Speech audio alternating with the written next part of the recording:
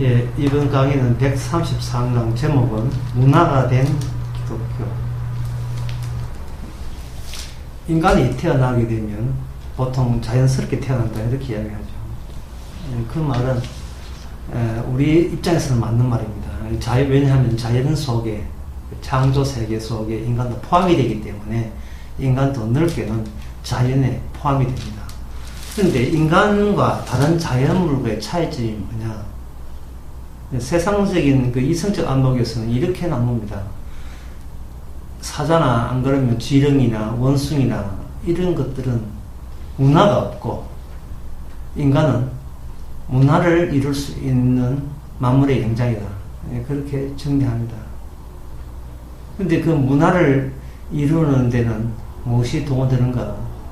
바로 언어가 동원되고, 그래서 마음들이 통합이 되고 결집이 돼서 힘을 합쳐서 문화가 된다는 이야기입니다.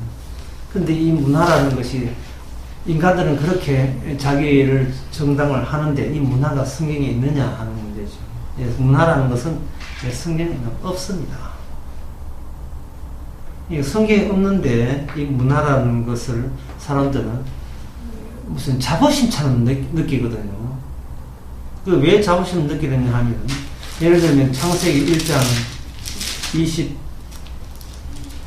28절에 보면 하나님이 그들에게 복을 주시며 그들에게 이르시되 생육하고 번성하여 땅을 충만하라, 땅을 정복하라, 바다의 고기와 공중의 새와 땅에 움직이는 모든 생물을 다스리라 하시니라 라는 요 대목을 사람들은 뭐냐면 하나님께서 이 지상에 문화혁명 또는 문화통치를 이루려는 명령이다 라고 그렇게 언급을 합니다. 그러나 이것은 명령이 아닙니다. 이거는 복을 주셔서 그런 거예요. 복이라 하는 것은 거절한다고 안 생기는 게 아닙니다. 복이라 하는 건 강제력이 있어서 그냥 확장하는 겁니다. 그 예가 뭐냐 하면 바로 창세기에 나오는 그 새나 짐승 만들기도 마찬가지예요. 하늘에 새 궁창을 만들어 놓고 비어있는 궁창을 새로 해놓고 복을 주심에 그 새들이 그냥 복을 받아서 확장하는 거고 팽창하는 겁니다. 새들이 의논한 게 아니에요. 땅이 바다에 있는 물고기도 마찬가지예요. 복을 주심에 물고기 가득한 겁니다. 이 복이라는 것은 이건 거절한다고 해서 거절할 수 있는 그런 문제가 아닙니다. 그런 대상이 아닙니다. 복을 받았으면 이 어쩔 수 없이 복 받은 자의 티를 내게 돼 있고, 이 복의 그 완성도를 향하여 질주하게 돼 있습니다. 이 복은 우리가 거부할 대상이 아니라는 거죠. 명령은 그런 게 아니죠. 근데 여기에 나오는 이 복이라는 것은 어떤 조건이 있냐면 하나님이 자기 형상, 하나님의 형상대로 사람을 창조된 하나님의 형상이 유지되고 있는 사람에게는 이런 명령이 아니고, 문화 명령이 아니고 이런 복이 주어지는 거예요. 그러면 여기서 우리가 끄집어낼 수 있는 건 간단합니다. 하나님의 형상은 이 지상을 상대로 복을 퍼뜨린다. 이렇게 간단하게 정리됩니다. 그런데 문제는 하나님의 형상이 없다면 복이 펼쳐지는 게 아니고 저주가 펼쳐지죠. 그러면 그 저주는 뭐냐? 창세기 3장에 보면 그건 죽음이라 했습니다. 그러면 창세기 5장에 보면 아담부터 해서 사람들이 죽었더라 죽음이 확장되고 있습니다. 그러면 이 땅은 어떤 세상이냐? 저주의 세상이죠. 저주의 세상에서 문화를 일으킨다? 그럼 그 문화가 긍정적일까요? 하나님께서 그 문화를 인정해 줄까요? 결코 인정하지 않습니다. 사람들은 살아가다 보면 나중에 죽는다고 생각하는데 그렇지 않습니다. 인간이 살아가는 그 모든 면면이 죽음이 무엇인가를 보여주는 표현들입니다. 몸부림치는 거예요. 마치 지옥에 가면 구덩이가 튀기듯이, 구이가 꾹 들기듯이 살아보려고 예를 쓰듯이 이 지옥 같은 세상에서 인간이 하나하나가 구덩이가 되어가지고 안 죽어보려고 사는 겁니다. 살고자 하는 그 모든 요소에 저주가 끼어들지 않는 대목이 없어요. 다 끼어들어요. 그게 인간의 불안을 조성합니다. 아무리 성공해도 성공했다는 그 이유 때문에 혹시 이것이 이 성공이 오래 가지 못하고 실패로 끝나면 어떡하나 라는 걱정과 불안이 연이어 찾아오게 되어 있습니다. 그렇게 근심이 되고 걱정이 된다는 말은 인간은 뭔가 복을 받은 게 아니고 자신의 행위에서 나온 업적 가지고 어쨌든 간에 더 수명을 연장해 보려고 애쓰면서 몸부림치는 그러한 지경에 있다가 보면 되죠. 그러니까 인간의 문화라는 것은 뭐냐, 본인이 본인을 살리기 위해서 마지막으로 믿는 대상이 문화라는 겁니다. 그리고 이 문화라는 말은 결국 무엇과 통하느냐 하면 하나님의 주신 본래 복이 담긴 하나님의 그 계시가 아니라는 거죠. 그러면 이 건전한 문화도 괜찮지 않느냐 하는데, 이 건전한 문화에는 뭐가 빠지느냐 하면 우리가 저주받아 마땅한 요소가 빠져버려요. 그 대표적인 것이 뭐냐, 목회라는 겁니다. 어떤 목사가 목회를 할 때 그 목회하면서 나는 저주받아도 마땅합니다라는 그러한 취지가 자기 목회에 담겨 있을까요? 담겨 있지 않죠. 그렇다면 그거는 목회가 아니고 문화입니다.